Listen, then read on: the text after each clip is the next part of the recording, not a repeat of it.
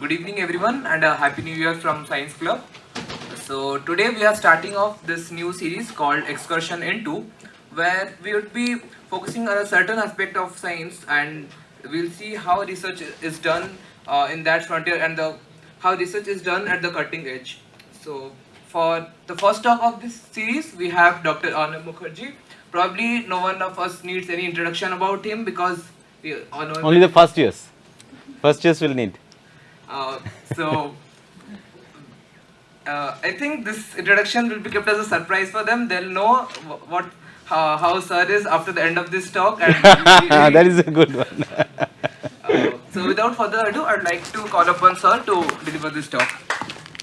So this is excursion into the entropy of water.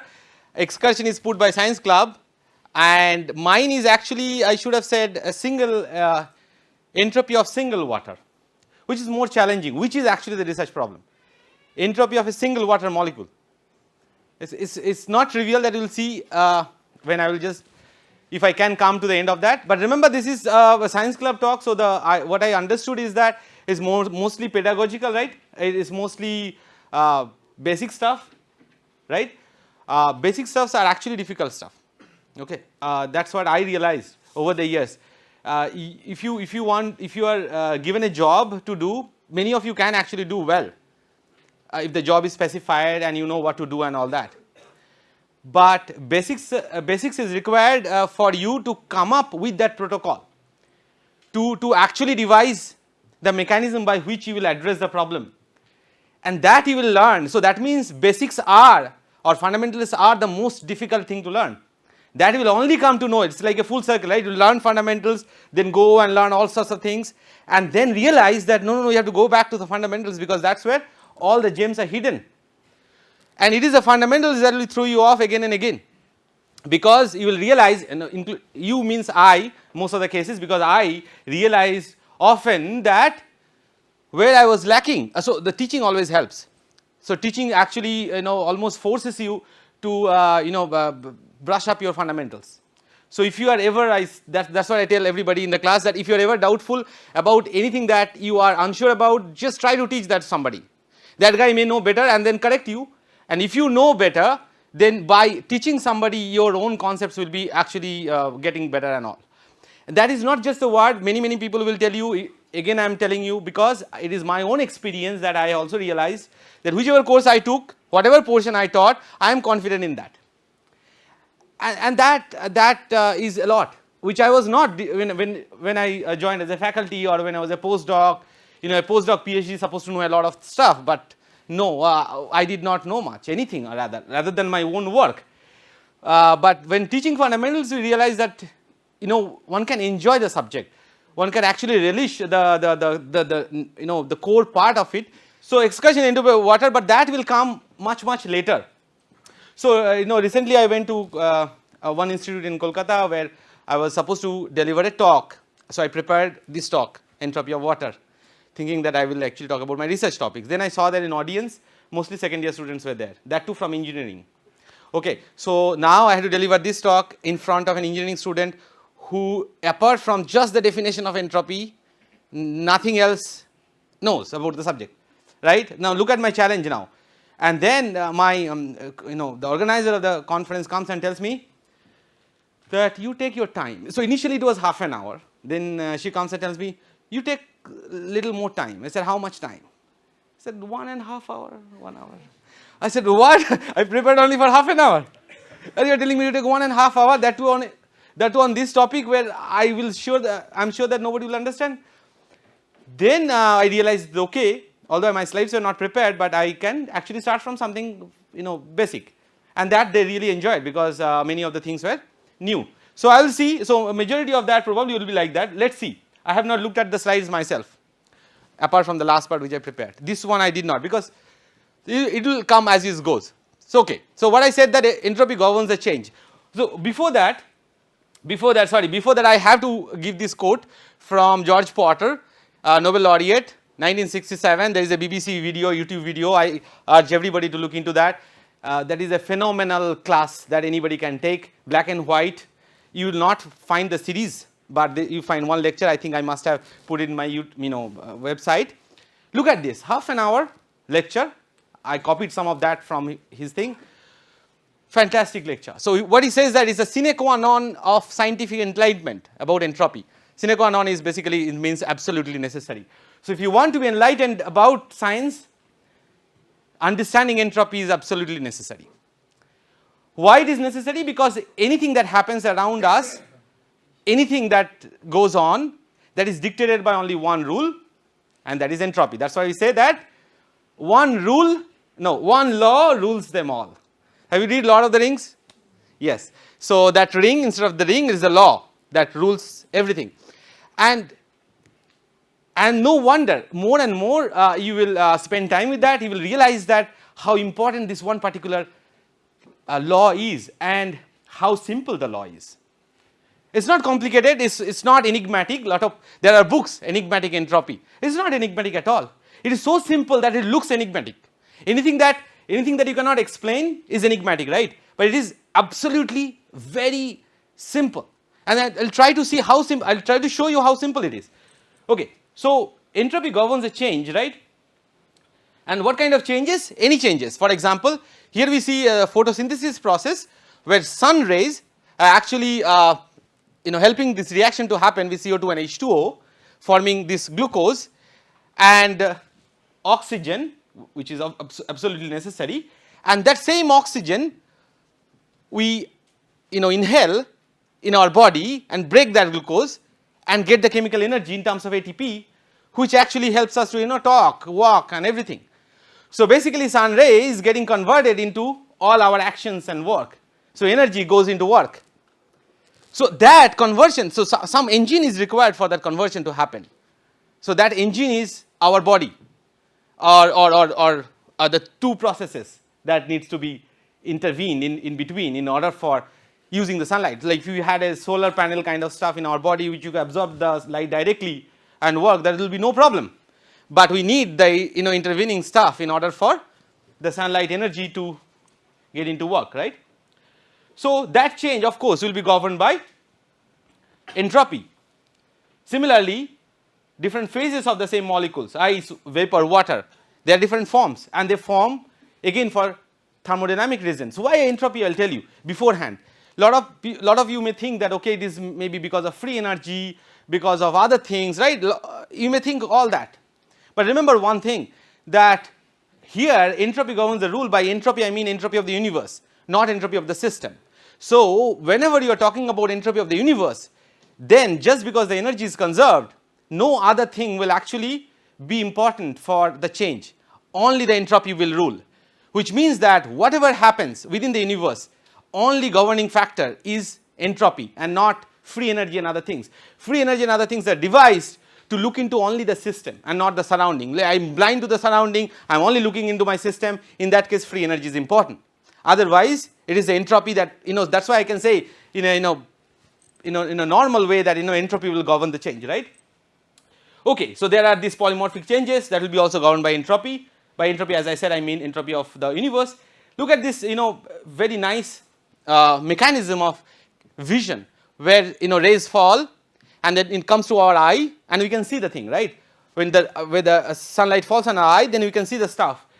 But we can see the stuff because there is an isomerization reaction which is induced by light that is going on in our eye, and because of that we can have the sense of color and we can see the things. So I am just talking about processes. So infrared light will not help that. We cannot see in the IR. IR is heat, we cannot see, we need infrared camera. That is because this process will not be able to happen in that frequency. So now molecule to life, as you know that we as a body is constructed from organs and tissues and cells and molecules, atoms and then subatoms. I don't want to go to subatoms, it is much more complicated field. Up to atom is fine with me. So all that, the whole process, you may think that okay, there is an organization that is taking place. There is all these things coming together, forming molecule, organs, tissues, bodies, everything. But again that whole thing that has formed or that is forming in all that processes entropy is going on, entropy of the universe is increasing. It is everywhere. As I said, I already said that there is only one law to rule them all, and that law is very simple. It says that change in the entropy is reversible heat change by temperature. Reversible heat change is very important. I can give you examples where you will see that there is no apparently heat change is happening, yet entropy is increasing. Simple. You take a box, put all the gas particles in one side, and then just open up the chamber in between, the gas will diffuse. Box is isolated, no heat change is going to the surrounding, yet the process is happening, because the process is irreversible. That's why it is happening. So the change in entropy is equal to reversible heat change. So you have to always construct a reversible path connecting those two endpoints, because entropy is a state function, right? Connecting the endpoints and then calculate what will be the change in the entropy, and will find a positive answer even when the gas is diffusing inside a chamber where heat cannot go in or out. Why I said that? Because I also used to think that why this reversible term? It will be easier to just write dq by t, right? Not to write any extra term and all that, but then it will be wrong, totally wrong. And why it is wrong, you have to understand through an example. Then you will see, and then it will be totally obvious to you that that we should not write that without the reversible term in the subscript. Correct? Okay. So this the advent of all this thermodynamics. When the thermodynamics is a subject which was not created by one person. Like a lot of people were involved in that. There is a history of thermodynamics. There are several books are there, websites, so many other things, right? Mostly during the Industrial Revolution, people wanted to make things faster, more efficiently. So you need an engine. Engine does what? It does work. It takes energy, converts to work. Heat is not any useful thing. So you take coal, you run a steam engine. So people try to make more and more efficient engines. That was 1700 or something, and then the particular thing about entropy came later on, even after again this is a different type of engine, gasoline engine, and of course in our body also you see that energy is consumed and work is happening. Anybody knows about the efficiency of this engine? See, we know efficiency of gasoline engine is around 35-40%. Efficiency of engine, right? Input versus output. We always how much time I spend on studying and what is my score. That's an efficiency. If I study less, gets 100 out of 100, my efficiency is really, really good.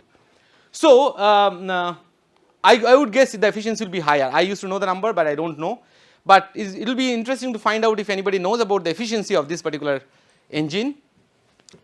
And I am sure that it will be much more efficient than a gasoline engine or diesel engine, which are like 30-40%. We also we know every year like people are trying to make newer cars, right, which actually runs longer with same amount of fuel. That's called mileage. What is the mileage? Everybody will ask. If mileage is 12, it will be good. 15 better. 19 is even better. So that is similar to efficiency. However, at the same time, it tells us that we cannot get energy for free, because people also once at one point were obsessed with finding out something called perpetual motion machine, which will run forever without any input. I remember as a child I got a book from somewhere. I don't know the book. I never have seen that because I did not realize it's important. Still, I started teaching this course, and that book was all about perpetual motion machines. People were making a lot of effort to make machines which will run forever and ever. Lot of patents were filed. None were actually accepted except one. I will talk about that. One patent on perpetual motion machine was actually granted by American, I don't know which agency, but it was granted. So this is an example of a perpetual motion machine where the ratchet is designed in such a way that it can only move in one direction. You see, it will get stuck if it tries to move in the other direction. So which means that any random fluctuation, anything that happens, you will think that okay, if at all it moves, it will move in one direction, because other direction it cannot move anyway. So I will get some work done. any directional thing is a work done. It may move slowly, but even if I with this I can move some toy to some centimeter distance, I will get work done out of nothing, right? But that is not possible. It will violate first law of thermodynamics, because you need, it is like nothing is called free lunch. There is a famous saying, everybody will say just like that, meaning you pay and then you get your lunch, or you do some work and get your lunch. Nothing called free lunch. You put energy then get work, otherwise you don't get. So perpetual motion of first kind is violates first law of thermodynamics. Then comes perpetual motion of second kind, which violates second law of thermodynamics. What the second law says? Second law says that efficiency of an engine cannot be 1. That means if I put some energy, I cannot get whole work done by that. So which means that I have to leave out something. So that I recently came up with some analogy about that, and that I associate with nothing called free lunch, and second law is like tipping the person. So let us say you go to a restaurant, you eat and you don't tip. Next time you go to the restaurant, you feel a problem. So this tipping business happens because for one cycle, one pass, you can get full efficiency. In a Carnot cycle, if you remember, the first one where you know isothermal work is being done, then whole cube is converted to the work. So if you just take one step, you get full efficiency, 1. So efficiency of an engine cannot be 1. It means that for efficiency cannot be 1 for a cyclic process. So you have to come back to the same point, and then you will see you will lose efficiency, because when you come back you have to give it. So your heat that is going out during the compression process. So if you want to go cycle, that means you want to go to the same restaurant again and again, you better tip the guy, which means not only you paid for your lunch, you also paid for the tip. So that is the second law of thermodynamics. So that violation, this ammonia motor actually got patent. So what they thought, that they will have liquid ammonia here, which by sunlight, when the sunlight will hit, ammonia will become vaporized, and it will have 4 atmospheric pressure, and it will push the motor, it will run. While pushing the motor, it will get cooled down and become liquid ammonia again, and will keep on going. From sunlight you get, but the problem is that your outside environment is sunlight, the temperature is same. So where it will release the heat? So when it will cool down, it has to dissipate the heat. Where it will do? Because heat will be only transferred from high temperature to low temperature, otherwise it will not get transferred. So it may get cooled down, but it will not be it will not liquefy. You have to attach some other motors to liquefy it, like refrigerator, and in that case you will spend more energy, right? So recently one of our colleague devised, you must have heard about, in the news, he has devised a battery that runs in cow urine. Heard about that? He's making news, and also cabinet minister Nitin Gadkari also came and looked into that. So the cow urine has, so we asked about cow urine versus human urine and all that. It said that okay, cow urine is more efficient, it may have more electrolytes and stuff like that, but it is something is getting consumed, that electrolytes are being used in order for running the battery. So it cannot run in water, it cannot run out of nothing. You have to, and when you will actually see that whole process will eventually increase the entropy of the universe. Without that condition being satisfied, nothing will work on, nothing will pass the gate if that condition is not satisfied.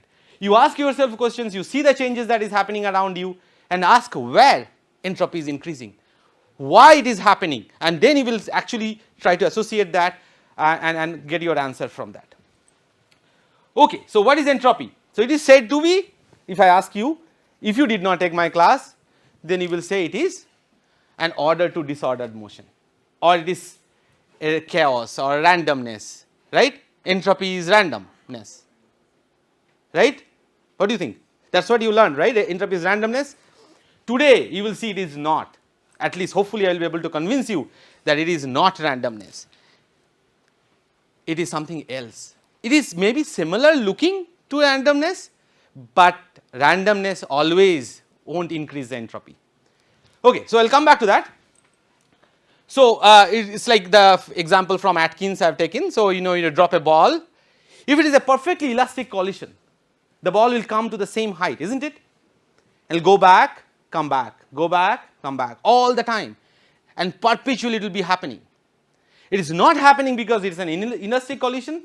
It hits the ground, and while hitting it, it dissipates the energy to the particles of this floor, which dissipates to another particle, then another, and then gets lost. So it's like you putting a bucket of water in the sea, you can never get back the same bucket. If you want, you put a colored bucket of water, put it in the sea or pond or whatever, large place. Can you get back the same, all those colored things back ever?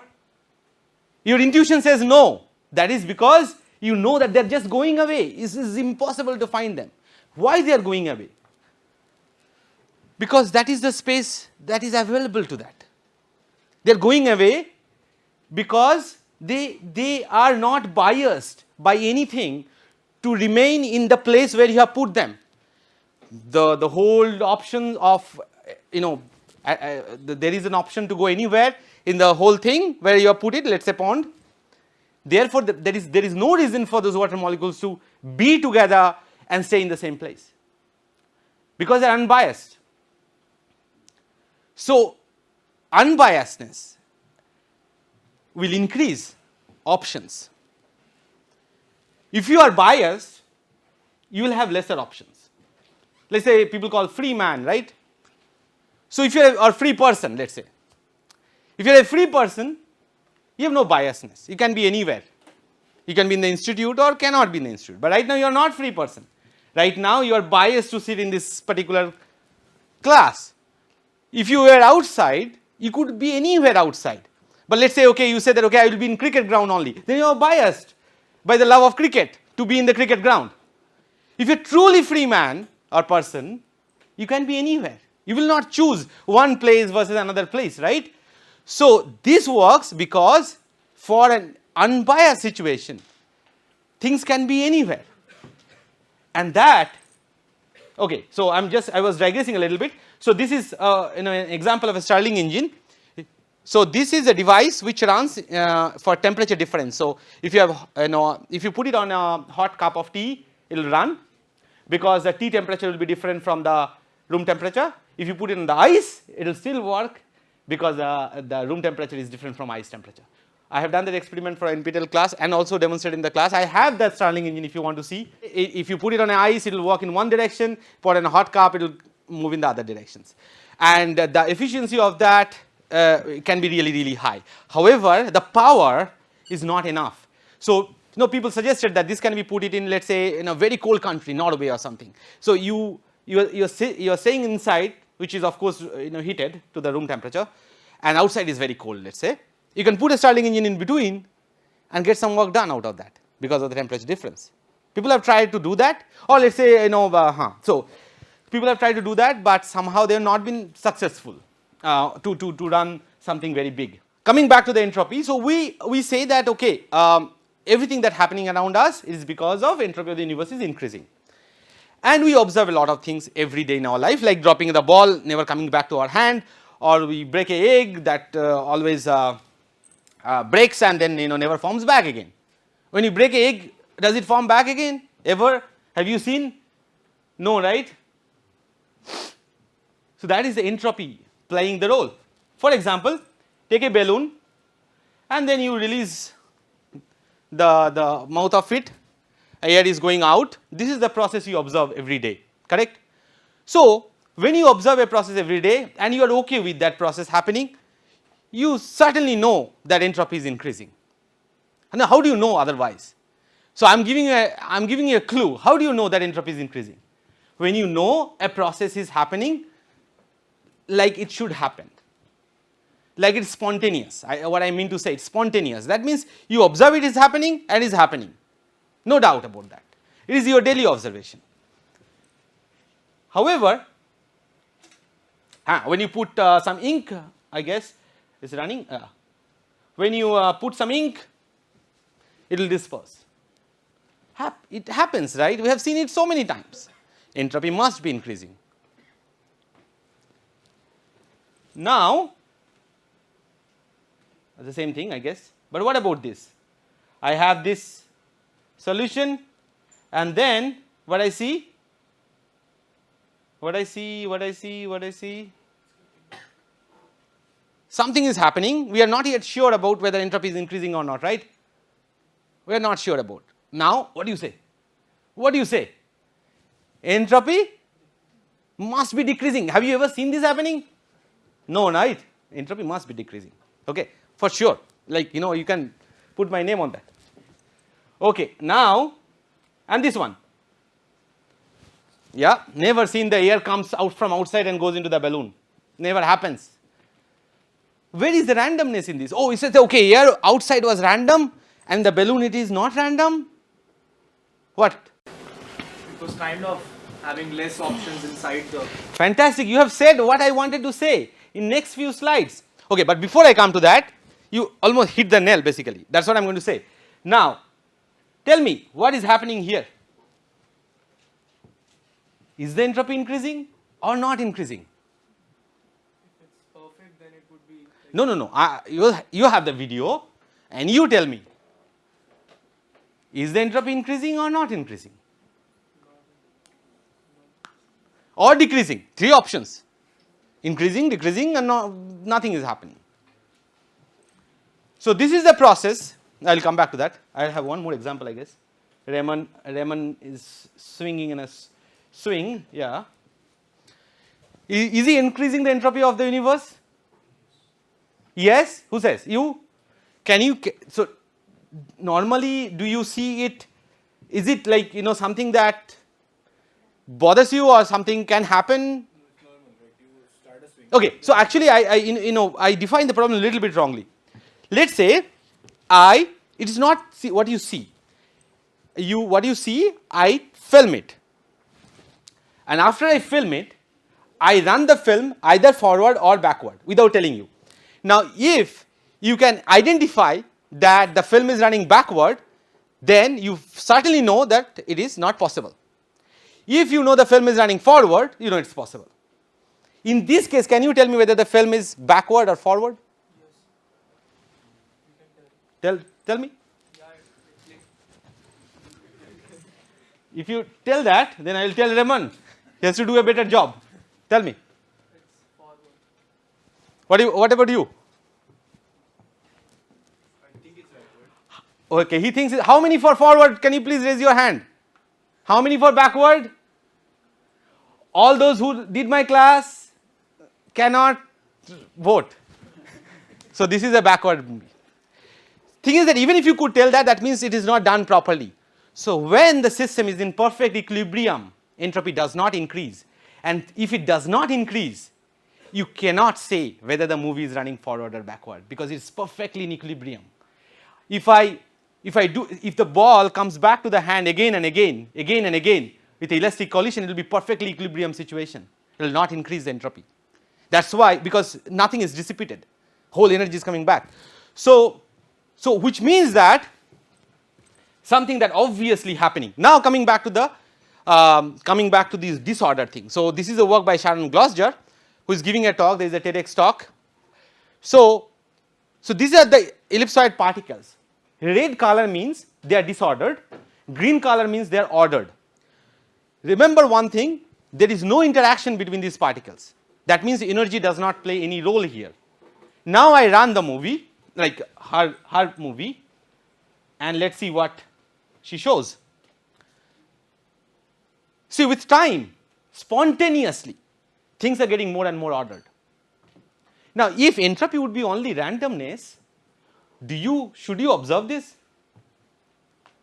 This entropy is definitely increasing, right? Because I already told you that for a spontaneous process to happen, entropy has to increase, correct? and it means it is happening here because there is no energetic role playing here, and yet we see something getting ordered.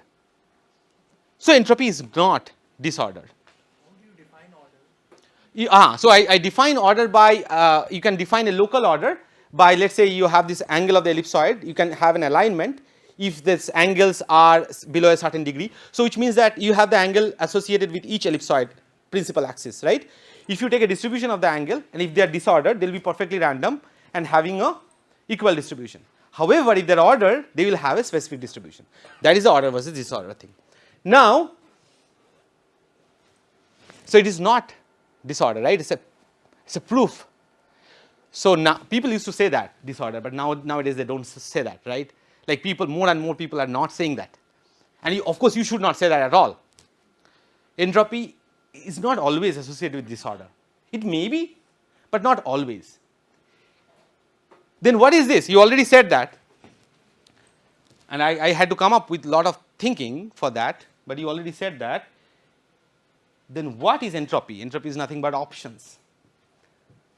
More options, more entropy. Simple, very simple.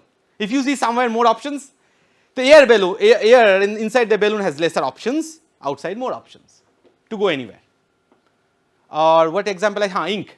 I put an ink, more options to go anywhere in the water than being in the tip where I am putting it. However, those ink, they may have some interactions, so forget about that. Gas particles. I diffuse a gas, it gets more space, it goes there. Simple. No extra thought, nothing else. Just that you have more options. When you have more options, you will take it unless you are biased, as I said. If you are really biased about something, even if you have an options, you will not take it, you will not explode it. But you will generally explode it if there is no biasness. Bias is energy. So if you are strongly held somewhere, of course you will not. But if you do not have energy bias, then you will have just explore, you will just explore the options. So it is not enigmatic, it is simply options. More option, more entropy. It can come from, it may look random, that is a different thing. Now, okay, that's what I said, disordered state may have more options and will correlate with the increase in entropy, but not always, as I showed. So now, another important point, every system, if left to itself, will, on the average, change towards a condition of maximum probability. So the probability that it will diffuse is higher, again on an average, because entropy in general is a macroscopic property of a bulk system. So microscopically, for atoms and molecules, sometimes it can violate. However, on an average, it will not violate. So these rules are rules for the average, not for individual events. Okay, that you must remember. And you should see the George Potter's video. He clearly says that. Now, this is the famous Ludovic Boltzmann. So while even the electrons were not discovered, because they got discovered around 1897, atoms were known, and they were it was known that atoms were the smallest particle. What is that called? Most fundamental, most smallest particle. That time, around 1872, this guy alone was working on something that we know now is statistical thermodynamics, and he was a lone guy. So anyway, he devised a theory which I normally describe in the class, that we know as statistical thermodynamics, which Max Planck, he hated that theory, he didn't like it, but he was trying to solve the black body radiation problem, and then he grudgingly used it, like there is no hope, like there is no other options for him. So he used this theory, and okay, and it happens to match the black body radiation curve. So he maximized the entropy by, first of all, energy of course is taken as a quantized energy, and then maximize the entropy of that, and then it matched the black body radiation, and from there he extracted H as a parameter, and then later on everybody is using H. In quantum mechanics also it is used. So credit goes to this guy, right? And now he had to suicide at some point because nobody believed him. Now somebody says, I don't know, but I don't know the exact reason, he may find out. So I said that he suicided because people did not believe him his work and all that. Somebody says he had a very bad stomach problem. I am not sure which one is right, so you can just check that. But however, a lot of people associated with thermodynamics actually had to suicide for whatever reason. So it's not uncommon for a scientist to suicide, okay? Because scientists always they want some what is that called appreciation or acknowledgement from others. If you don't get that acknowledgement, they feel very dull. Why do you need acknowledgement from others? If you are sure about your own thing, you should not. But then to get over that is a lot of challenge. Anyway, so but again the credit goes to this guy that I'm even giving a talk today, and a lot of things will actually follow or make sense because of his work. Now let's say we'll talk about a two-level system where I have two boxes. One box has n1 particle, another box has n minus n1 particle. It's a two-level system. So the number of possible ways that one can arrange this is n factorial by n1 factorial into n minus n1 factorial. It's a combination problem, correct? nc n1. We have studied that in 12th standard, no problem. What happened is going okay. So for an R level system, of course it will have so many terms. That is because that above one is a binomial problem, binary system, like two level system, and this one is multi-level system. You can think of that multi boxes. Okay, ith box has ni particle. Okay, so now once you get the W, you will have S as KBLN W. So you get an exact value of entropy from that. Now we are going to show you that how more options giving more entropy. So for example, here you see there are 3 particles and 3 boxes, and now I am increasing the options for these 3 particles. So I am giving one more box for the particle to fill up. So now there are 4 boxes and 3 particles. So how many ways it can be arranged?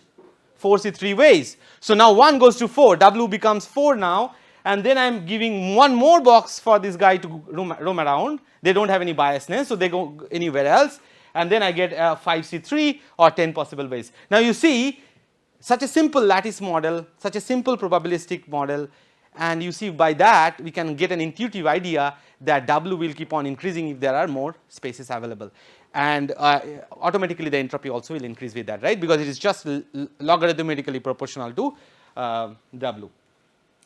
Now the thing is that this was when there was no biasness, correct. Now let us say if I put an energy bias. So let us say now I have a system where total number of particles is fixed, and I have total energy of the system is also fixed. You see, sum over Ni is fixed, Ni Ei is fixed. So when that is fixed, then there are certain ways to distribute the particle. For example, here we have put one particle on the level 3 and 2 other on the level 0. I could also, and the particles are of course distinguishable particles, so I can put any of them in any level. Okay, so sorry, I think this, wait a second, so 3, how come this be 6? This is not 6, this is not correct. Yep, I should bring it down to 2, but in iPad it's not possible. So I'll just tell you what is expected. So of course in the first case W is 3. In the second case there are I have the pen for that. Good. So I have a particle here, and so I have 2, and I have another particle here. So I can have them as green, and this one I can have as red, and I can have my blue particle there. Okay. So total energy is 3, total number of particles is 3. How many ways I can distribute? 6 possible ways. Now comes the third one. Third one is again wrong, where I should have all the particles here, and I can make them red, I can make green and blue. So that third one has only one options. Now I calculate the distribution. As you can see, the distribution that all the particles in the level 1. So this actually shows that how many particles are in which level, and as you can see all of them are in the level 1. In this case this is the distribution because one of them is level 3, and 2 of them in level 0, and this is a distribution where there are this is the distribution when one particle in each level and another particle is 0. Now somehow this isn't going in automatic mode. Okay, so you see there are 6 options here and the distribution is flat more or less, like except the one point, much more flatter compared to this one, and this is much more peaked, isn't it? Because everything is 0 except one particular value. So, and we know that this distribution has highest entropy. So, from there what we conclude? The flatter distribution will have higher entropy. So, another way to look at entropy is this. So, it is the distribution of energy that governs the entropy. Your total energy is fixed, that is not a problem, but how you are distributing it. If you keep all your energy to one particular point, which is supposed to be the Big Bang point, then your entropy must be very close to 0 because everything is concentrated. As the time passes, energy gets distributed to different things and entropy keeps on increasing.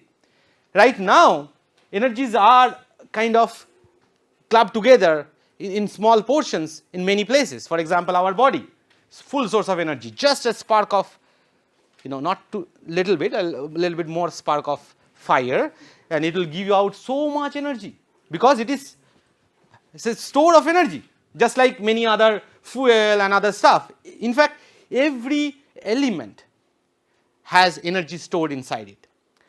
So, once it will disintegrate, once everything will be destroyed, then only the entropy will go to the maximum level. So, every passing day entropy keeps on increasing.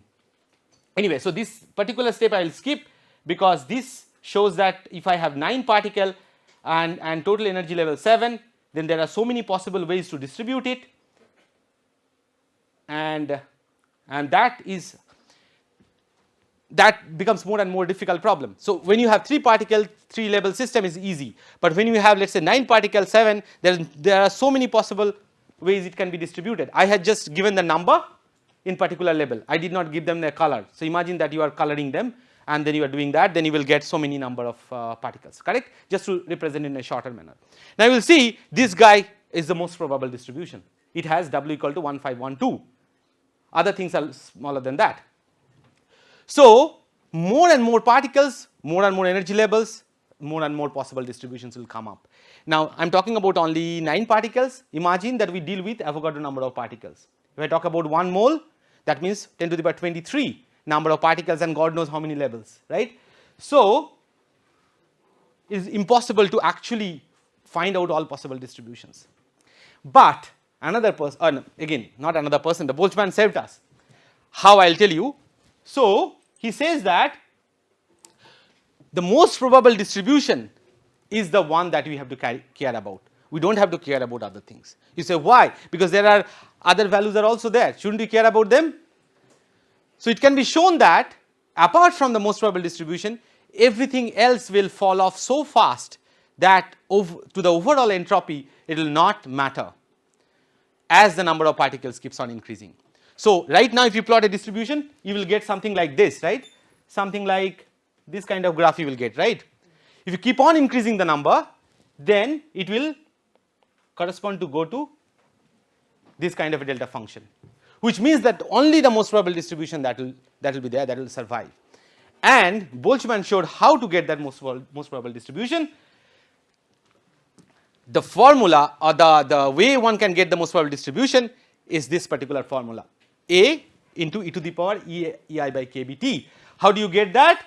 You take a general system like this, where you try to maximize the entropy under 2 constraints. One constraint is the number of particles has to be fixed, another constraint is that total energy has to be fixed, and that is the definition of an isolated system, when both number of particle, volume and energy are fixed, all 3 of them, and once you maximize that, then you get nothing but this Boltzmann distribution. That is the very fast or among the very few lectures of statistical thermodynamics, which you will get in fourth year. or maybe in physics. So how do you get Boltzmann distribution then? You get Boltzmann distribution by maximizing entropy for all possible distributions, and that will give you Boltzmann distribution. Now once you have Boltzmann distribution, you do not need to have all possible distributions, right? All that you care about is that what is the energy value of a particular state. If you know that, you will know the probability of occupying that state. So if you know your vibrational levels, rotational levels, electronic levels, if you know their energy, then you will know. You know the difference between the ground electronic state and excited electronic state is very high. So therefore most of the particles will actually stay in the ground electronic state. Or you need a photon to excite it, correct? But then you come down to vibrational states. And what will you see? Even vibrational states also the energy difference is so high that mostly it will stay in the ground vibrational state. Come to the rotational level, even less energy difference, and you will see that most of the states are in not ground rotational level, they are in excited rotational levels. So as the energy gaps are increasing, the probability of occupations of higher and higher level states is increasing, and that is defined. That comes from where? That comes from Boltzmann distribution, which comes from where? From maximization of entropy. Correct? Under the constraints, of course. Remember the constraint, otherwise it will not come. Okay. So now, we calculated, remember that 9 particle, 7 particle and all that, and once we calculate that particle, put that and actually enumerate their values and see how many particles are there in which level, it gives you this kind of line, and you can fit to Boltzmann equation, and from there you get the constants A and B. So indeed, if you just try to do this exercise yourself, you can see that you are actually getting the that this e to the power I by kBt kind of graph. Now I am far off from my water entropy thing. So now I am talking about how much time did you decide earlier?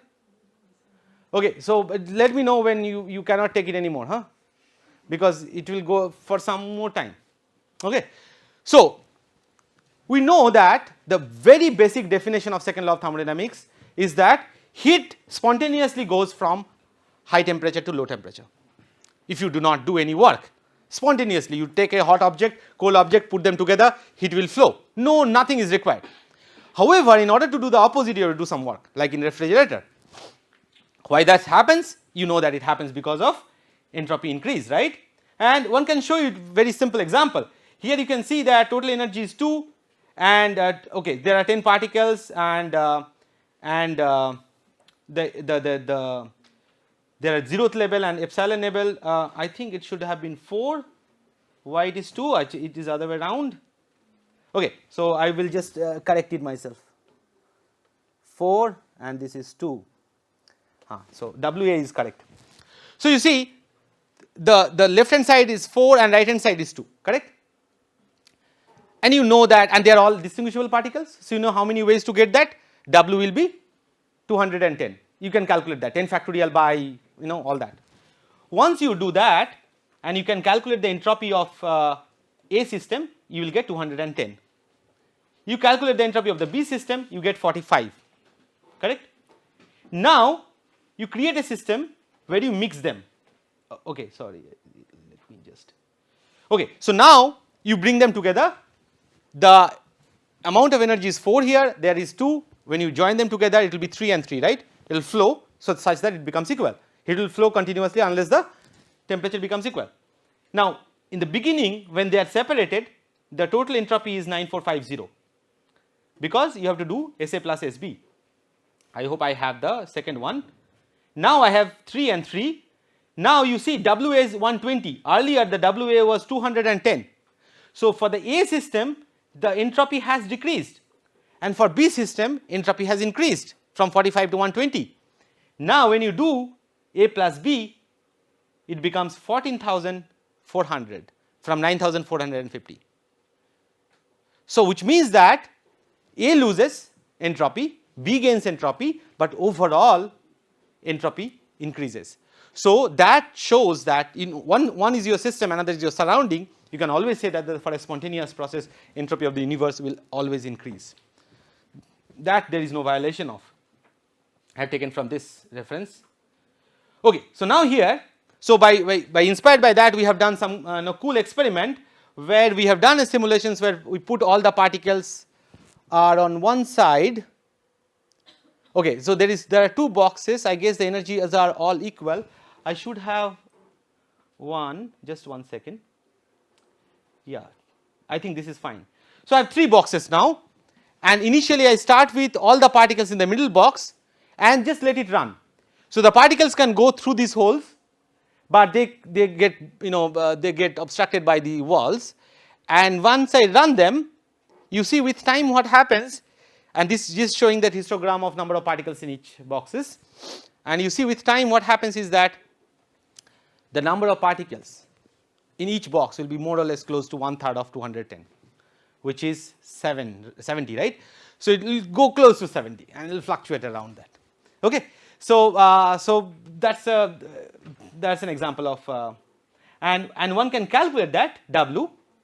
So W of 200 and then it will go from, so if you put all of the particles in one box, it will be W will be just equal to 1, and if you put in 2 boxes versus 3 boxes, you will see that entropy will keep on increasing. First of all, from 1 to 2 it will increase, from 2 to 3 it will even more increase. And there are more detailed calculations which I do not have time to talk about, which will actually show that it will work.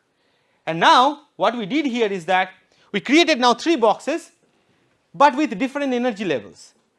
So this box is more stable, -5, then -2 and 0. Now you should not expect it to be equal, right? Because earlier they were of equal energy and that is why they were getting equally divided. But now Boltzmann distribution will kick in.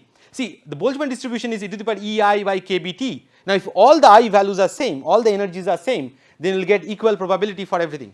However, here they are not equal probability, and once you run long enough, you will see that the probability distribution actually will, this one will increase, followed by this and followed by that. I hope that will happen. Oh, sorry, I think we are missing some slides here. So that should happen if I have that. No, I do not have that. So that should happen, that and that did indeed happen. So this will be higher than this and this. Then what we did is that we increase the temperature. Once we increase the temperature, now what will happen is that the higher energy levels will get occupied, because you see from this equation, if you increase the temperature, high energy values will be more populated. So this is an example where energies are biased, but the temperature is making them overcome that bias. So now they are becoming equal from unequal state. Okay. So I am missing that particular one where I have done this same experiment in low energy with low temperature or normal temperature. So but you can find that in my NPTEL lectures if you want to check. Okay, so now, so this is the entropy arrow that we started with almost 0 entropy because energy is actually concentrated, and as the time progresses, we, the entropy of the universe keep on increasing, and let's say we are here today, and then it will keep on increasing till the time of complete heat based, no matter based, very low temperature heat path. Why very low temperature? Because even if the temperature is higher, it will expand and cool down. It will cool down, cool down, cool down, but cannot reach T equal to 0. So it will come close to T equal to 0, and no matter can exist, because that means there is a energy concentrated in that. So it has to dissipate. So the final state of the universe is just a very low cold heat bath, nothing else. Okay. So that this particular curve is a schematic one. It may not be increasing like this, but the universe is expanding in a faster rate, in an accelerating manner. So therefore, I put that curve like that. Okay. So so there are some more examples of mixing of gases. Now the thing, and rubber band, which I am going to skip. Now the thing is that from here my water entropy starts. So what should I do? Tell me. Half an hour more. Okay. Okay. So if you are okay, then be here. Otherwise, back door. Yeah. You said that between Boltzmann, he mentioned that entropy you can apply only on the macro state. So Macroscopic state. Correct. so how good it is to Yeah, so basically, yeah, this is a good point. So entropy is a thermodynamic quantity. It's a quantity for macroscopic systems. How can you actually apply to microscopic systems? So that is the connection between thermodynamics and statistical thermodynamics. So statistical thermodynamics bridges the gap between, or not gap, it makes a connection between atoms motions to the bulk thermodynamic property. So how it does that, I can tell you in one line, that it just calculates averages. So average property, average energy, average pressure, average volume, if you calculate, that will correspond to the observable property that you see. That's it. Now how do you get the average? That depends on the type of system you take. Take an isolated system, one way to average. If you take a closed system, you have another way to average. Take an open system, another way to average it. Each averaging will have a probability distribution. So when you average it, you attach that associated weight to that. So this can be applicable even when. Yes. So statistical thermodynamics actually gives you the correct value. So for example, whole molecular dynamics subject is based on the fact that from motions of atoms and molecules, we can actually get the right experimental value or results. Because otherwise there is no connection between atoms' motions and what you observe in your lab. And the connection is built by statistical thermodynamics. That it says that motions are related to that. That's what I'm going to give an example of that. So I'm talking about water, right? Single water entropy. So you see that water has this, we know that three normal modes of water, right? The stretching, the bending, and this asymmetric stretching, right? So you know that there are 3 atoms, means there is 3 n minus 6 vibrational degrees of freedom. In this particular case, that is 3, and these are the 3. Okay. Now, but I'm not going to talk about. I'm going to talk about single water. Yeah. Just a question, sir, before you start on the entropy of water. So if I have an oil and a water system and I shake it, then oil goes upward and the water goes downward, right? If you shake it, then it will be all dispersed. After I give, Yeah. give it time to stabilize, Right. then it goes there, right? Does that have a higher entropy than the mixed state, the separated? Very good question. So the thing is that you know why it doesn't mix? Because of energy, right? Interaction between. That's the wrong concept notion. It doesn't mix because of entropy. Actually, oil attracts water. If you put little bit, very little oil, it will actually be inside. Yes.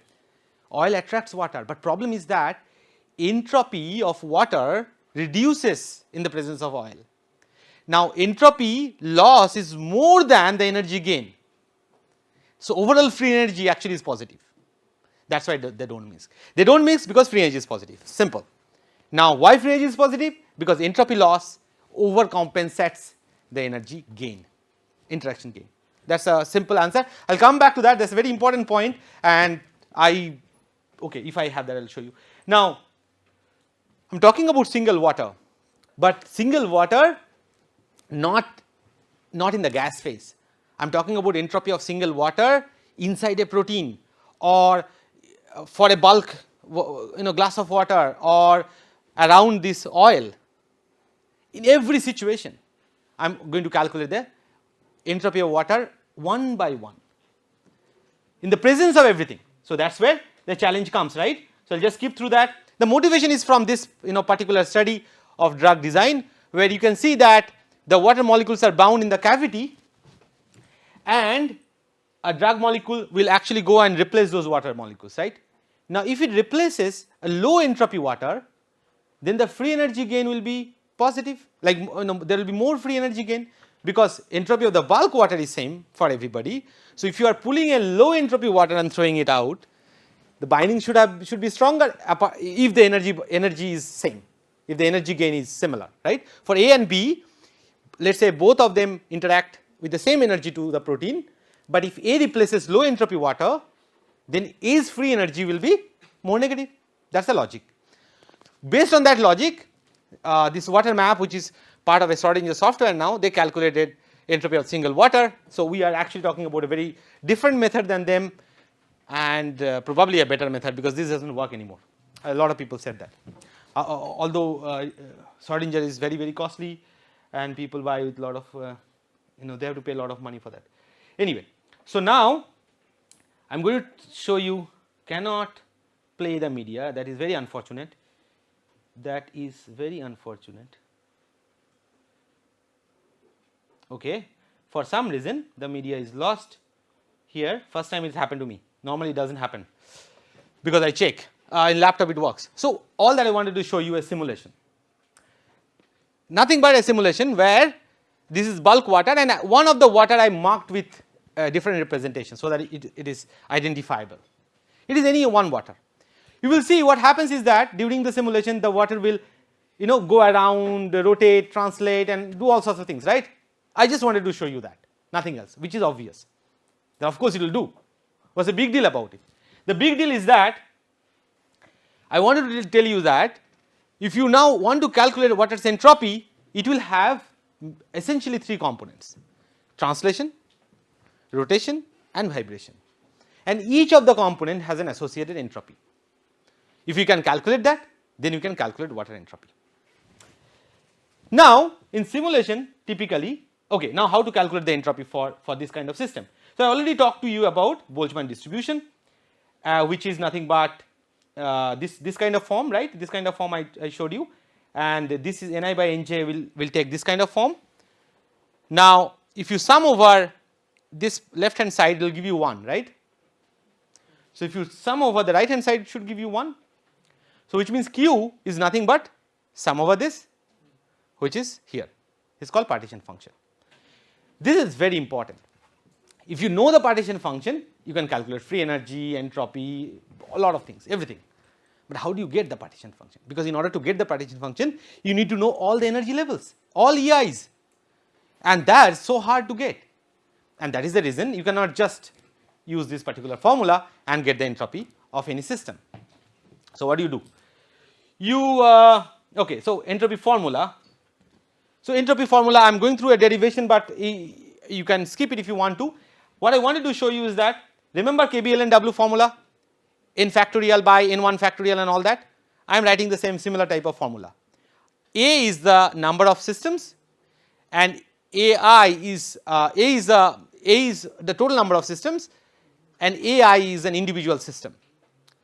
So I am writing a W here, okay, and then I am just going through very simple algebra, very simple, extremely simple. You can see I have just gone to the second step where I have written KBLN A factorial and all that. Then I use a Stirling approximation and all that. You can ignore any of that. If you want, you can ignore all the steps because there is really no time for that. But all that I wanted to show you is that entropy of the system can also be written instead of KBLN W as minus KB PILN PI, where PI is the probability of a system being in the ith level. Now you know it is a Boltzmann distribution, right? Pi is Ni by N, it is a Boltzmann distribution. So PILN PI. So that is why when it is a flat distribution, entropy is maximum because all PI's are equal.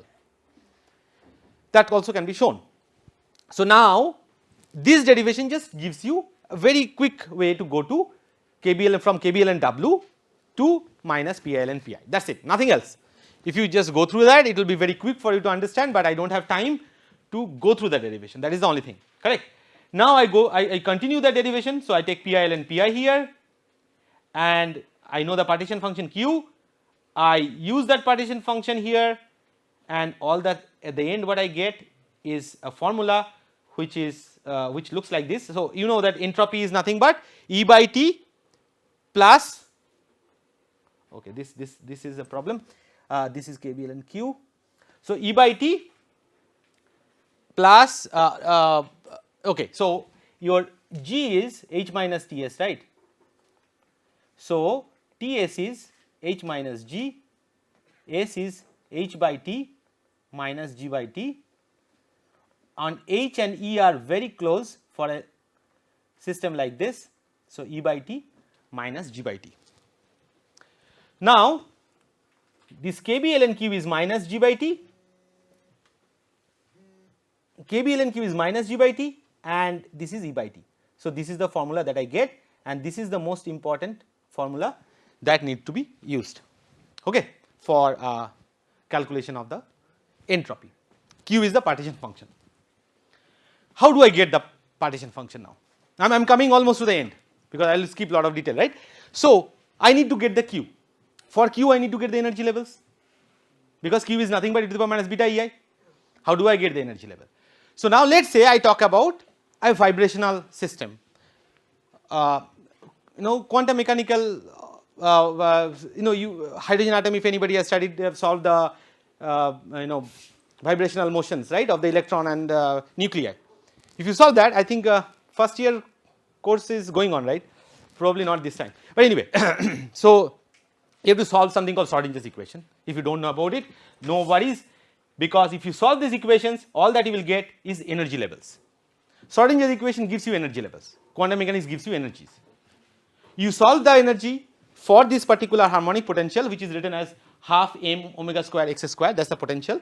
You know that is a harmonic potential, right? Half k x square basically. It's a harmonic potential parabola.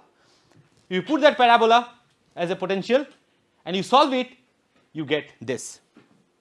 You get equal spaced energy levels as n plus half h omega or h nu, which means that if you know the frequencies, you know all the energy levels.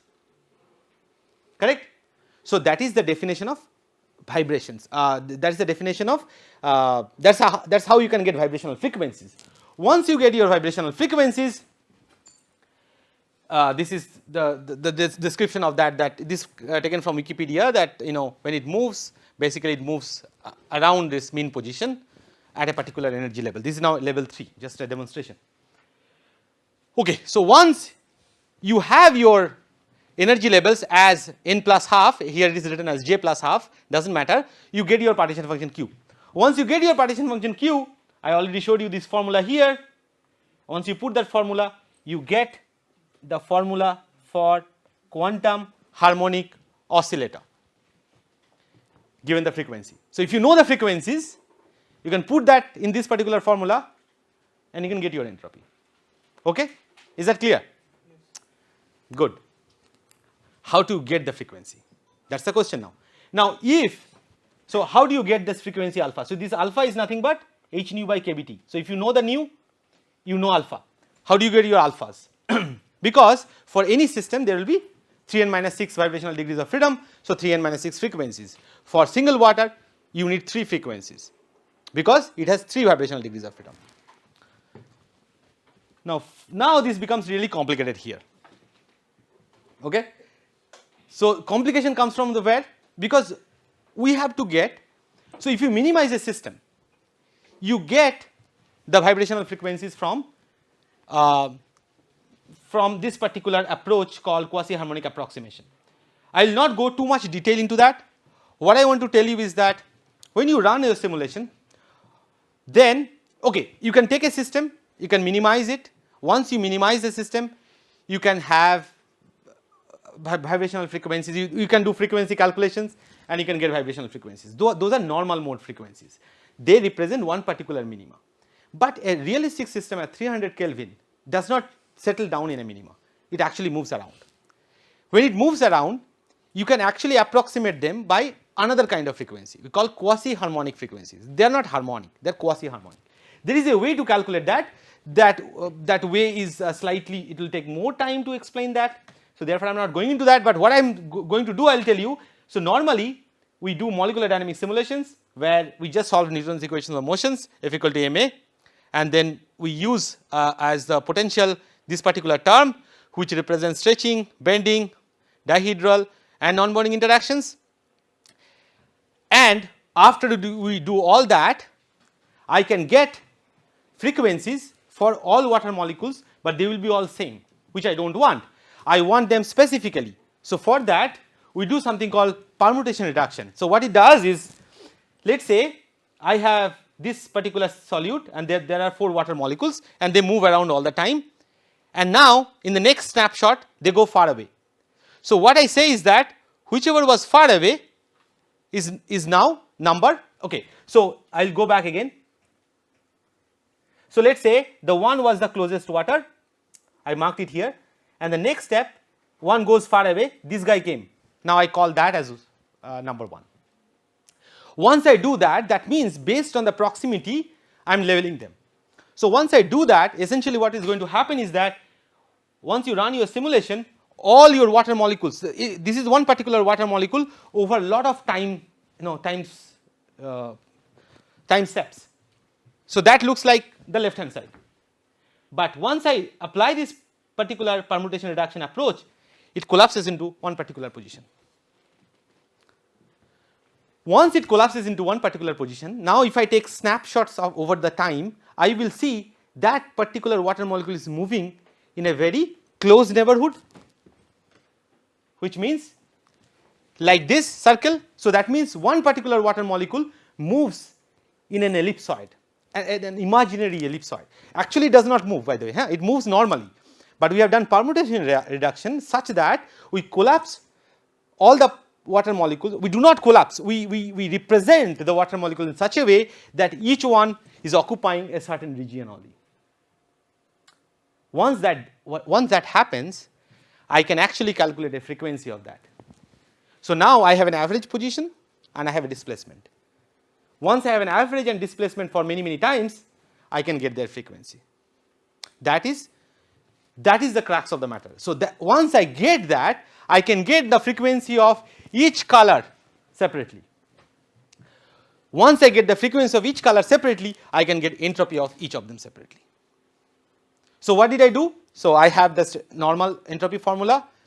Now I have to get frequencies. Normally, if you do normal mode analysis, you will get only one, same 3 frequencies all the time, which I don't want because it depends on the positions and the temperature. So you calculate quasi-harmonic frequency. But if you take water normally, then water will move all over the box and will get same frequency for all the water molecules. So therefore I use permutation reduction so that I label them such a way that they come very close, and once they come very close, we can calculate their frequency, and once we get the frequency, we get the entropy of every water molecule using the same formula, vibrational. Now you can say that what entropy I am calculating? Am I calculating vibrational entropy? No, I am calculating translational entropy because whole water molecule is moving, but I am applying a vibrational entropy formula. Why? Because I see that it is vibrating within a fixed region. Is it okay? Okay. So now, once I get that, I am just going to show you some result. This is more analysis on that, forget about that. This is rotational entropy. I am just going to skip over that. Just I am going to talk about the oil water stuff now. Just somebody was telling, right?